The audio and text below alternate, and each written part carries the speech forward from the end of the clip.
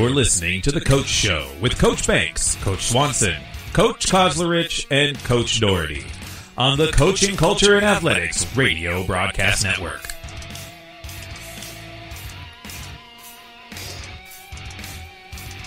Sit back and enjoy the show.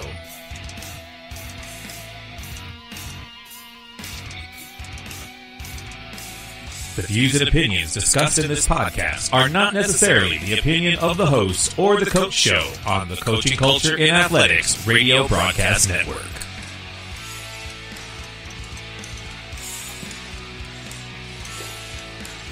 Let's get it done.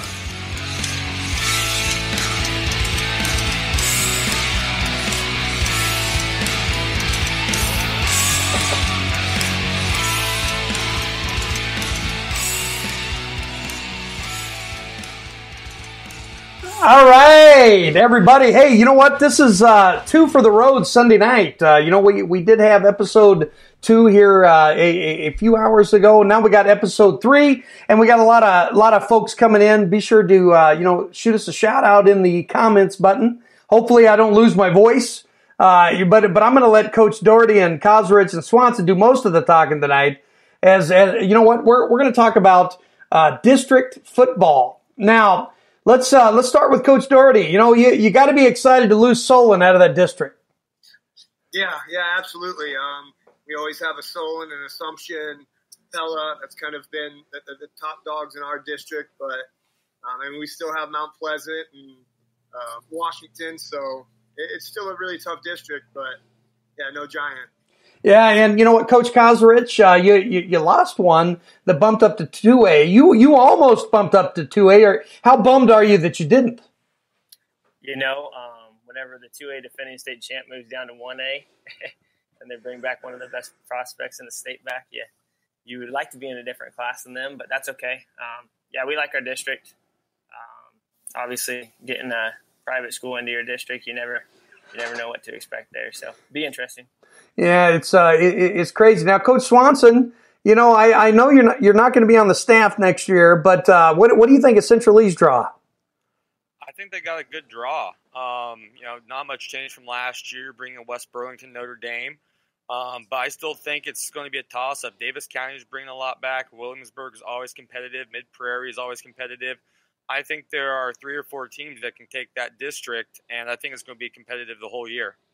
Well, you know what? We're going to start out with 1A, and then we'll jump to 3A, and then if we have time tonight, we'll discuss 2A football. But you know, it's pretty interesting. You know, you look throughout the state, and you know, first things first. Coach Kozlerich, I think, bugged me like every day for like 2.5 months, wondering when these district assignments were going to come out, and this, that, and the other. And I know, Doherty, your eyes were face planted into this computer. Were there any surprises, or were you surprised that Burlington came down and Solon, left the district?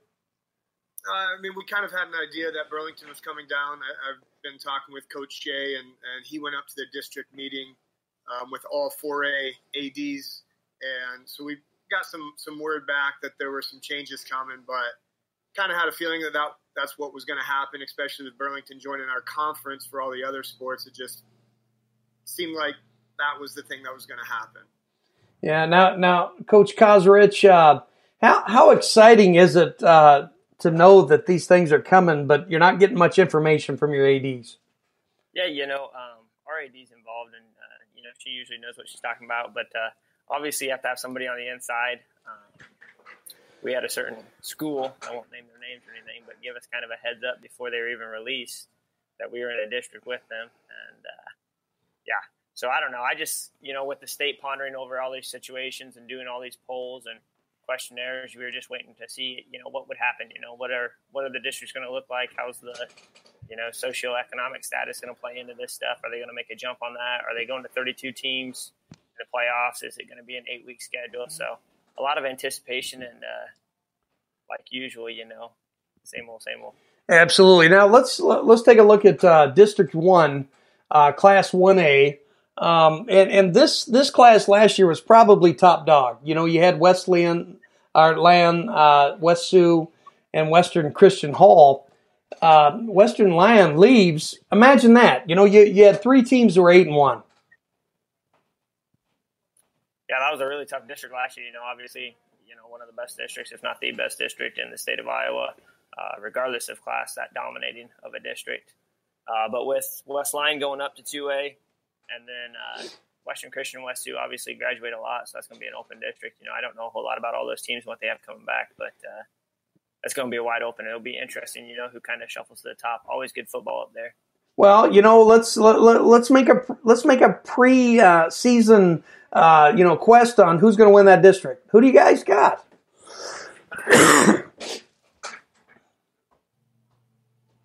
I'm going to go Western Christian Hall because it's a private school, and they can probably pull some people in.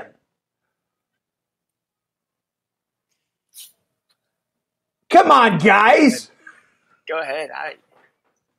I'll be 100% honest. I don't know much. I probably know way more about these schools with wrestling than I do football. So just 100% shot in the dark here. I think Emmitsburg's tough in wrestling, so I imagine that's probably some tough football as well. There you go. Wrestling. Yeah, I'm going to go with West Sioux. I think they only had about 11 seniors last year. I know that's a lot, but that also means probably a lot of underclassmen played. So I think they'll be raring to go, and I think they're going to take that district. Yeah, I was going to say, I'm either going to go Sioux Central or Emmitsburg. I just think times have changed, Decker's out. I think that's a big guy to replace, so I don't know. And I know Western Christian graduated quite a few, so I would say I'm going to go Sioux Central. Okay, yeah, I'm always last. I'm always in last place, and I'm sure all you guys are kind of laughing. You're hoping that I pick one, so you don't have to. Now let's go to District 2. It's quite a bit different than last year's district. So you got several different schools up there, but I think I think if it's me, I got to go South Central Calhoun. That's a landslide. I think they're a top 5 team coming in the year. Played a lot of juniors last year. Southeast Valley will be a team to watch though because they were 3A last year, coming down to or 2A coming down to 1A. I think that would be interesting. Yeah, I agree. I think I'll have to go with Southeast Valley. Just coming down, I think that's going to give them a little bit of an edge, hopefully. But I don't know. This district changed so much from last year that it could be a toss-up. I'll go with the scouting report, South Central Calhoun. Yeah, exactly. Now, I'm going to make Swanson pick first because he's just piggybacking off Kazarich.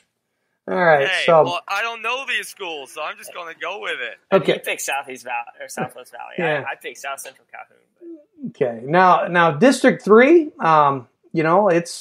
it's interesting. I think that I'll probably have to take East Marshall LeGrand. I'll go with Dyke New Hartford. Oh, I missed them. Yeah, I saw them, and that's immediately who I was going for, Dyke New Hartford, after their nice little run last year. I think they're going to be a tough team to beat again. This is like a Lee Corso pick here. I'm going South Hamilton. We played Dyke in the playoffs. They had a lot of seniors. And then we've watched, because we didn't know who we were going to play. And South Hamilton, they played South Central Calhoun really tough last year. And I've got a lot of respect for South Central Calhoun. And I think South Hamilton could have beat them last year and would have made the playoffs then. So I think they're the team to beat there. Yeah, I mean, those are all pretty good picks. Now, District 4 has district champion from District 3 last year, Osage, coming into a pretty tough district, in my opinion. I'm going to let you guys pick this one first. I'm going Osage. They throw the ball all over the place. They're really good, really hard to defend. Got a good coach up there, and that's who I'd go with. I don't know anything about these teams, but since you said Osage was the district champs last year, I'm going to piggyback and take that one. It's tough. I don't know a lot of these teams in some of these districts, so I'm just going to piggyback off what you guys think since you got better scouting reports on them than I do. I'm kind of in that same boat. I don't know much. I have a friend that's the head wrestling coach at Osage, but just to mix things up, I will go Denver. Okay, well, I'm going to take another private school, folks, and I'm going to take Columbus Catholic Waterloo, and I'm sure I'll lose. Yeah, for sure. Sorry. Oh man, Kosrich, you're beating me down here. Now now we're starting to get into schools that I kind of have an idea, of here. District 5. This one's pretty interesting. Dyersville has been down the last few years. I think this one's going to be a head-to-head with West Branch and Wilton, but I'm going to take West Branch. Yeah, I'm going with West Branch for sure. They went to the playoffs last year, really competitive team.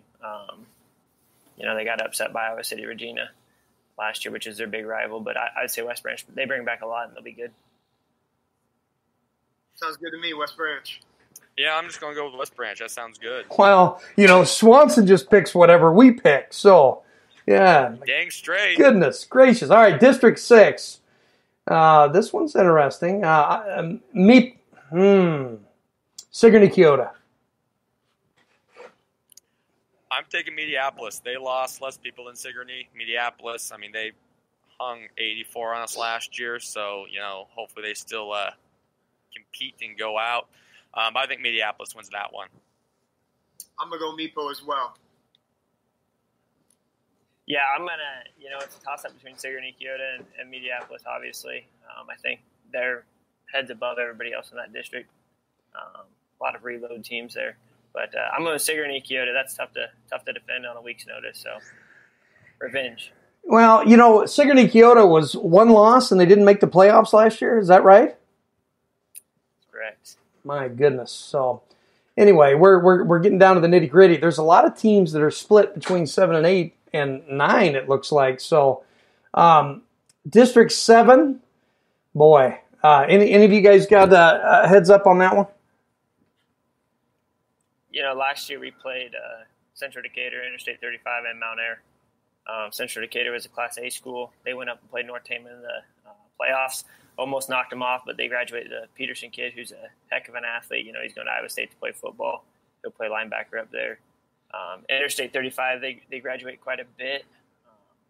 I think the front runner there's, between Mount Air and Pella Christian, obviously every year.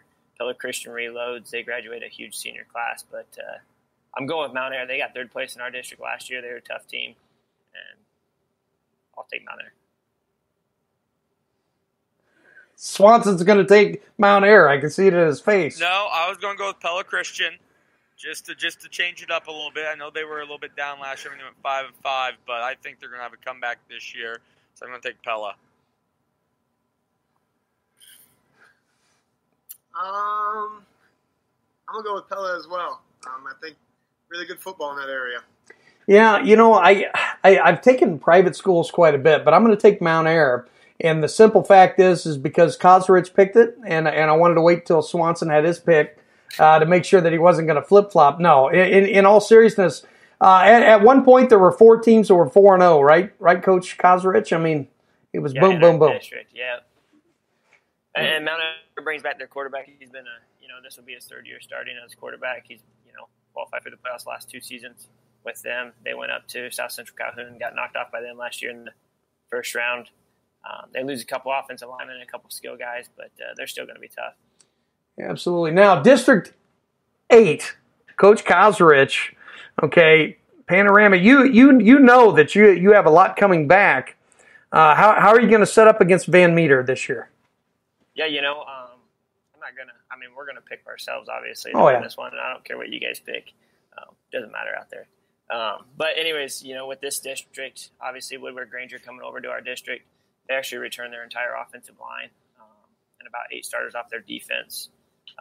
We return, 8 guys off our offense and 9 guys from our defense, so we're really excited about that.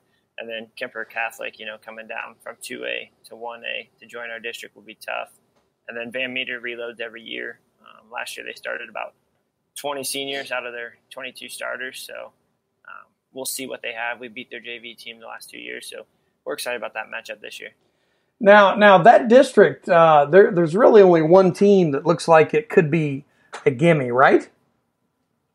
Yeah, West Central Valley, they're in a rebuild mode right now. They got a really good, going to be sophomore class. They're freshmen right now, and they were expected to play some really important roles last year, as freshmen on the varsity level, which is tough to do. I don't care what class you're playing. But when you're starting running backs are freshmen and quarterbacks are freshmen or wide receivers or offensive linemen, that's tough.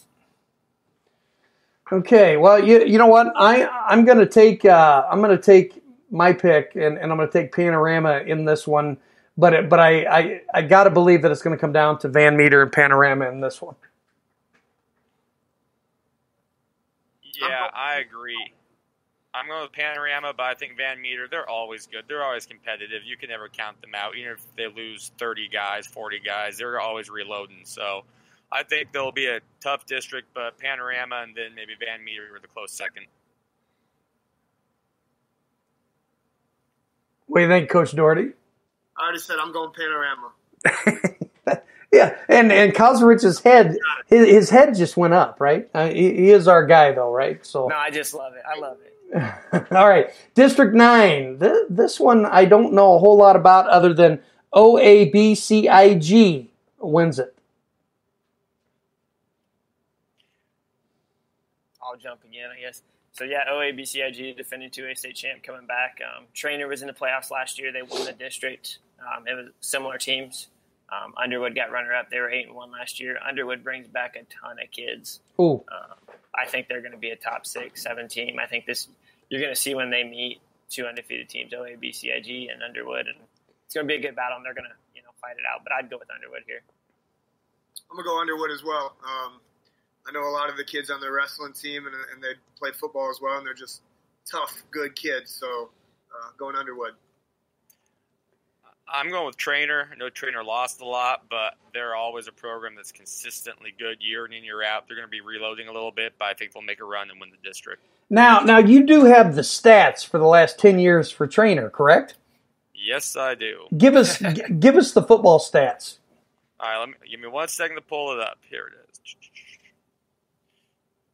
Trainer, the past 10 years in football. I mean, they're 52 wins to 43 losses, so not the best. Gladly, Central Lee would take that record over the last 10 years. But the past few years, they've really had a good program, top to bottom in every sport. So I consistently think they're one of the more complete programs in all boys sports, so I always pick them if I have a chance just because I know how competitive they can be. Absolutely. Now, Dr. Crozier said that Trainer played OABCIG in the 2A title game and both moved to 1A. That's crazy, isn't it? How often does that happen? I mean, I think that's ridiculous. I mean, but, I'm not from the state of Iowa, and the fact that they shift districts every 2 years still blows my mind. I guess that's what happens when you have open enrollment and kids moving left and right. But for both teams that were in the 2A state title to fluctuate like that and move down to 1A, I just think it gets a little bit ridiculous. Does anyone else have to pick that one? Are we all good? I think we're all good. Okay. Yeah. Now here's when we look at 1A, guys. Here's something that it really shows you how things have changed over the last couple of years. Iowa City Regina, nowhere to be found in 1A. They're now an A team. What do you think about that? Zero sympathy from me since they can recruit. If you move down because people don't want to go there, you can't get the numbers, well, that sucks. They're still going to be competitive. They can still get whoever they want. So I just think, there must be something going on there because they're dropping in just about every sport. So. Yeah, I think all of our schools recruit. I'm not going to say like a private school, Obviously, they have some huge. Of course. They can get away with a lot more than what we can, but everybody wants to sell their program for as much as they can. And we recruit our own hallways, We're trying to get more and more kids out for our sports, whether it's wrestling, basketball, or football. But, I think whenever you're a 1A school dropping down to A and you've been to the, championship, the dome, to the, playoffs year after year after year, and you're one of the best teams in the state, and you're pulling from a big town like Iowa City, and now you're going to go play a team like North Tama, Grundy Center, some towns that just have a Casey's in it, and that's it. I'm not sure where the equity is in that one, but I don't know, head scratcher. Yeah, and classes are based solely on enrollment. Like Dr. Crozier says, and that's true. And there are a lot of teams. Coach Kosrich, you remember when we were at Centerville, we had Moulton, so that kept us at 3A for football. As soon as Moulton was cut off, then they teeter-tottered. They were at the bottom of the 3A and then ended up 2A. I think a lot of that's put in, right? No, for sure. But there's got to be a better system. I coached over at Meskwaki, and it was an 8-man school, and Don Bosco was always in our district, and they had 60 kids. They stretched from one side of the end zone to the other side of the end zone when we lined up for the national anthem. And here we had 10 kids, and that's why we were playing 8-man football, because we couldn't play 11-man football. And here they are, playing 8-man football because it's good for them. They can win state championships after state championships. And I get it. People will compare them to Dowling, but Dowling can't go up anymore. That's just the situation there where they could go up and still win state championships and be competitive. But I don't know. And I do know that there is a newbie in 3A, right? It's a Des Moines school, and I kind of want to talk about that one first, which is interesting. Do you guys remember when they had that when they were talking about equity in schools and this, that, and the other, when they were talking about several of those Des Moines schools that notoriously had lost years upon years upon years. Now what are your thoughts on that?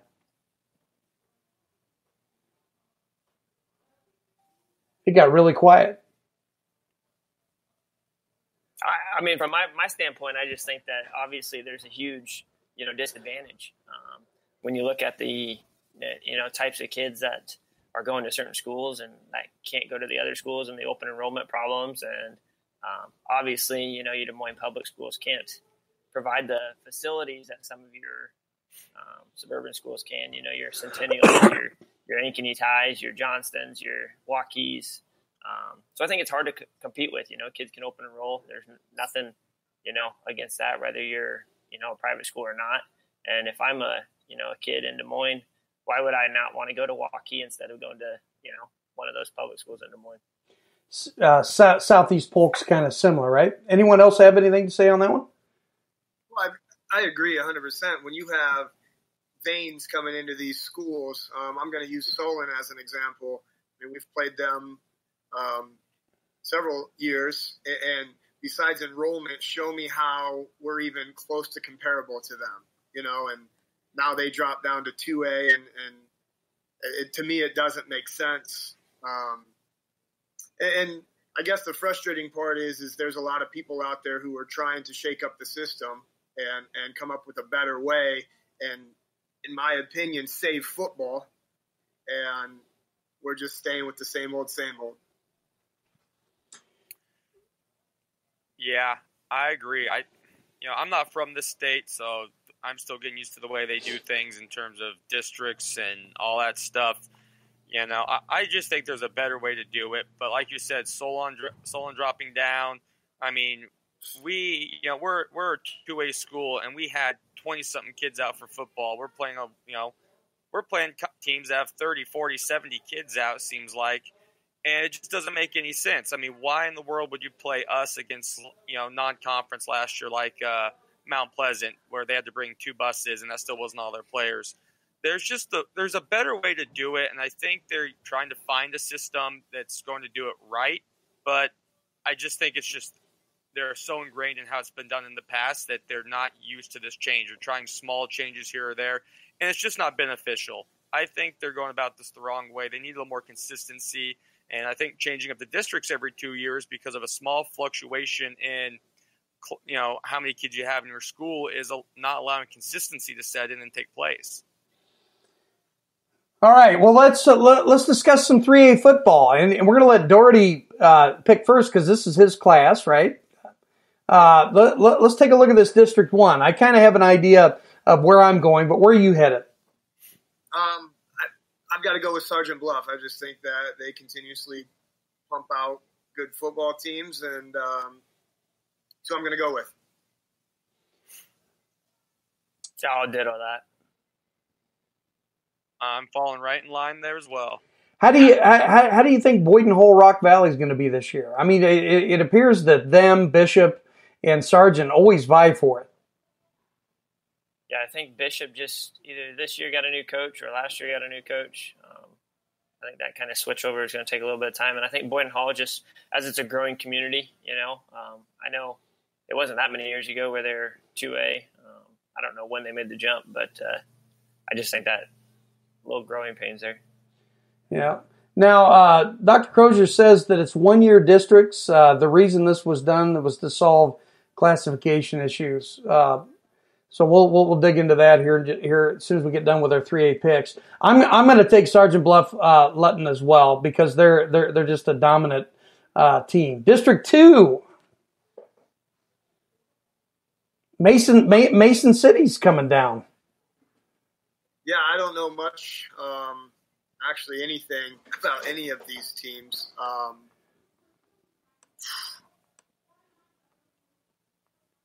Anybody have a scouting report? No. I'm digging right now, about where Mason City was last year. So let's see. I mean, I think Webster City is probably the strongest year in and year out team there. But I'm not sure exactly what they did last year. That's what I was kind of looking up here. Looks like they were 6-3 last year. I'd say this is probably one of the weaker districts. Just going off of what they did last year or in the past. I know Ballard's kind of a smaller, 3A. I think Boone just lost quite a bit of kids that were pretty talented. Gilbert's looking for a new head coach or just hired a new head coach. I don't know much about Humboldt. And then Mason City coming down from 4A. And Mason City last year at the 4A level was 1-8. So I can't think that that's going to be, overwhelming in that district. I'm going to take Humboldt. Sounds like a good pick. I probably Go Humboldt. You want Humboldt? Yeah, why not? Kosrich is not going Humboldt. I can see it in his No, face. I'm going Webster City. Okay. Yeah. All right. District 3, these are big time powerhouse up there. This is a tough one.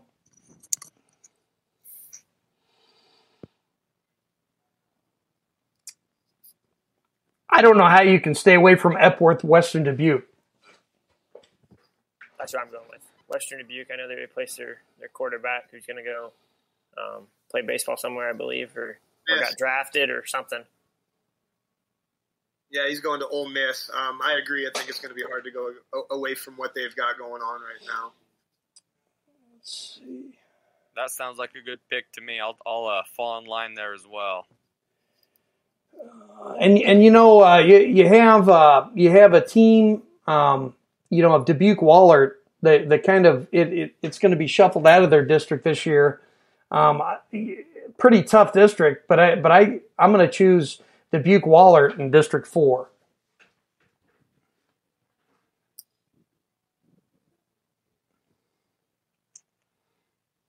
For me, it's between Assumption and North Scott. Oh man, I'm going to go North Scott. Yeah, I think that's a toss-up district. I think go a lot of different ways. I'll jump on the Assumption bandwagon there. Yeah, I was going to go with Assumption, so I'll stick with that pick. Okay, yeah, and let's see. North Scott last year was 8-1. Let's see. Dubuque Wahlert was. I guess they were 3-6. I probably should have double checked my my pick before I chose It's that. not too late to change it.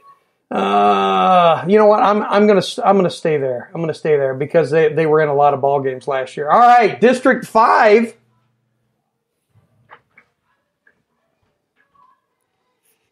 This is the big one. This is the big one. You got to go with your team. Oh yeah, I'm absolutely going Fort Madison.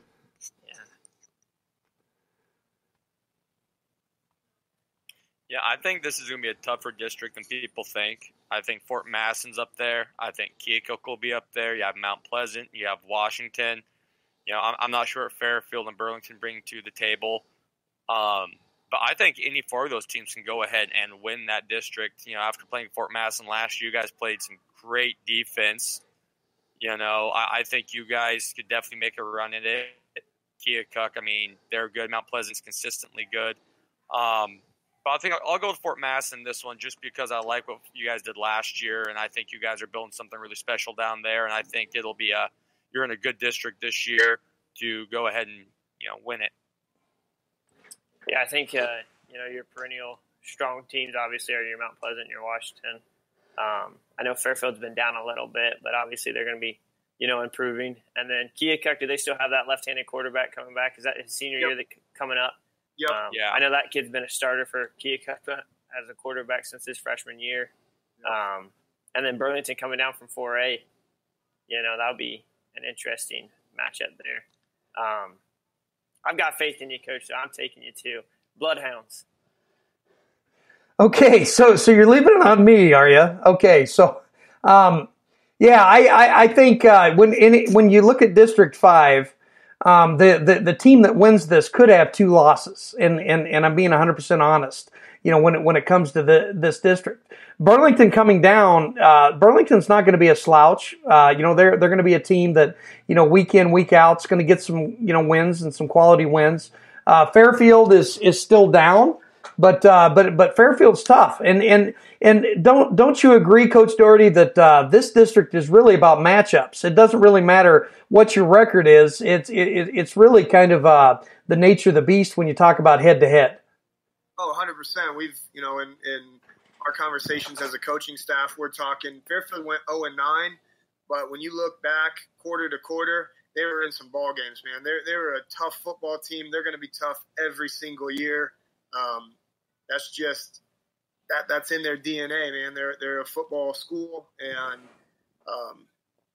they're always going to have something to say. Keokuk, same boat.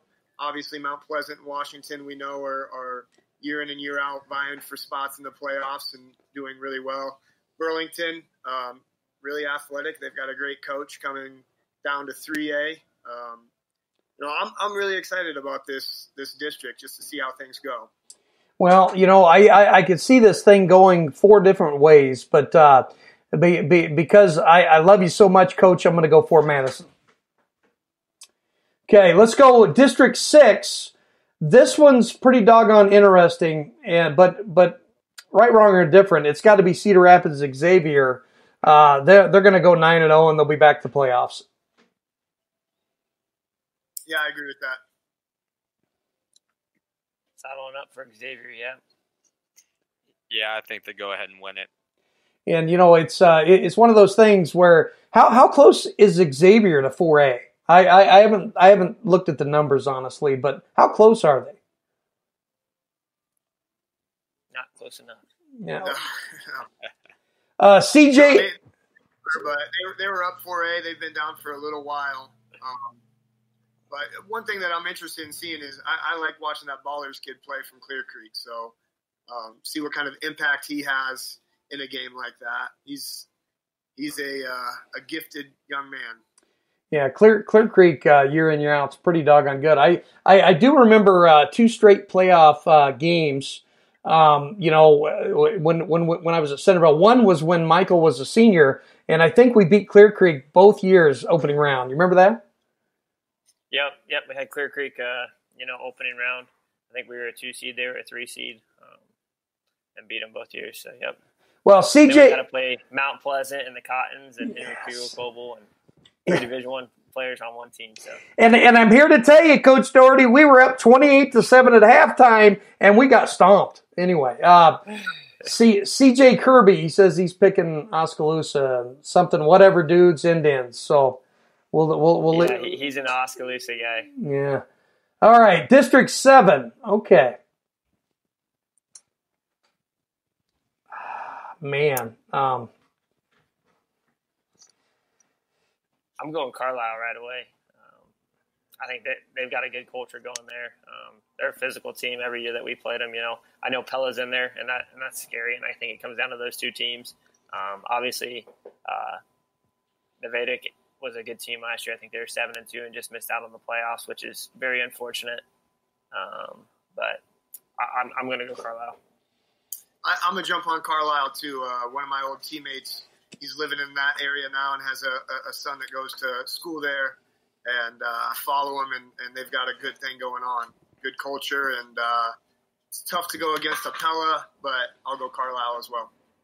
What do you think of Bondurant Farrar and their junior quarterback that's coming back from a 5-4 season?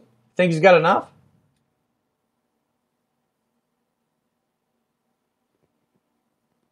All right, I'm going to take. Well, I think they're doing a lot of good things there. I watch them on the MediaCom networks. They show some of those high school games. So a Saturday night or a Thursday night where I can't sleep, I'm watching some TV and they're playing, and they're doing some good things there. But I just think Carlisle is hard to beat because they play so physical game in and game out. Well, and me being an ex-Centerville guy, I'm not going to choose Pella. I'll choose Carlisle. There you go.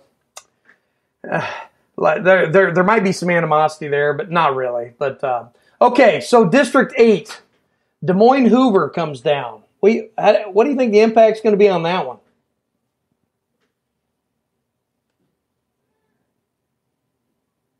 I'll be honest, I have no idea.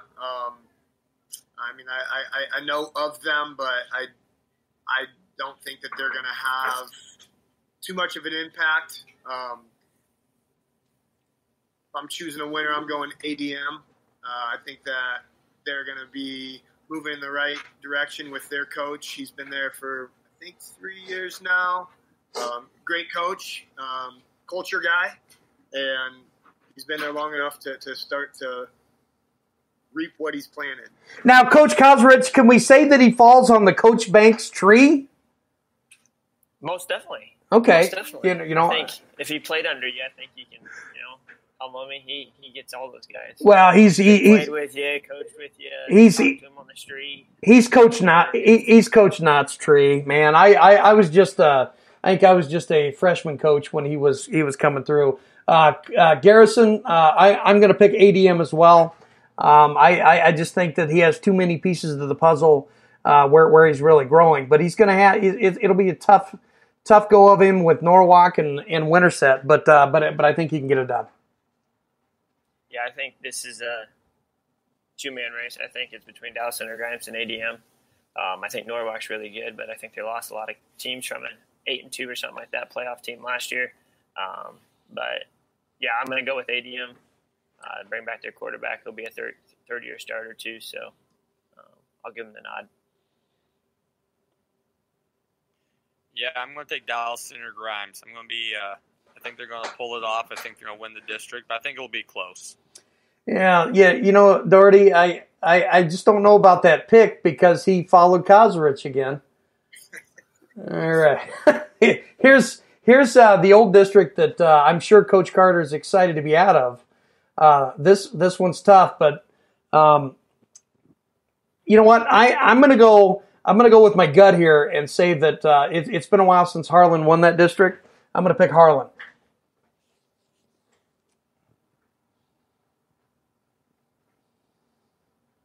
I'm going to Lewis Central. I think it's hard to go against them. Pulling from Council Bluffs, big town, big city. Lewis Central. I'm gonna go Lewis Central too, and I believe Lewis Central went 10-2 last year, and one of their losses was early on to Harlan. So that's really intriguing, but my stomach tells me Lewis Central. That sounds like a good pick. I'll just follow with that. Oh my goodness! All right, so we're not going to get to 2A this evening, obviously, but I'm going to go ahead and pull us all on the big screen here. Now, all joking aside, and these types of things are a lot of fun. You know what I mean? To look at the new districts, to shake up these things. Now, what do you foresee? Do you foresee in any, or what are the coaching changes in your respective districts that you guys know of? In ours, there's none. So we know who we're going to see. We know who we're going to be staring across the sideline at, and excited for it. Yeah, in our district, Carroll Kemper is kind of going through a transition phase. and kind of passing the torch to one of their other coaches. It's kind of a phased out for a 2-year period thing. I don't know. And then obviously West Central Valley will have a new coach. The thing that I think is the most interesting, as you talked about before, is, it's a 1-year cycle. And then also, teams committing to playing non-district games. For us, that's really hard this year because it's not a 2-year cycle. So a lot of teams know that we have a lot returning. So they're a little bit more hesitant to jump on that wagon and say, yeah, we'll play you, because they know it's a 1-year thing. If it was a 2-year thing and we have a huge senior class this year, after they graduate, they'd say, well, we're going to get you whenever you're young too, if we're going to get you when you're old. So really the state kind of put us in a bad spot, so we've been sending out tons of emails trying to get some people that would be interested for a 1-year deal. Now, we only have roughly 4 minutes left. What's your dream non-district schedule? We'll start with Coach Doherty.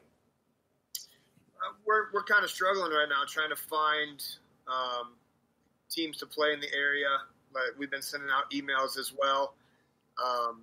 With Burlington now being in our district, that takes away one. Been talking with West Burlington. I think that they're going to be good this year.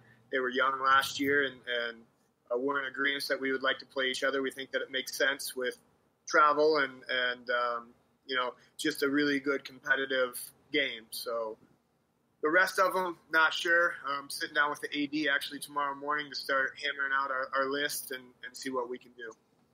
Coach Kosrich? Yeah, I think first you always try to play your conference schools, in your other sports, basketball and everything like that. So we've been trying to get some conference schools. The only thing is that a lot of them are in our district, or some of them went Class A this year, and they're a little hesitant, which I don't blame them. Some of them have some rebuild to do, so obviously they're trying to pick their opponents a little bit wiser. So we're kind of in the spot where we don't really get a pick, I don't think. So, we hope Des Moines Christian, love to see some other schools that are around us, maybe 2A or 1A, but you never know. Everything is extremely quiet. Guys, I appreciate you coming on. Appreciate you being a part of CCA. And then next week, if you're interested, I'd like to do Class A and Class 4A. Sounds good. All right. For everybody within the CCA Broadcast Network, have a great night.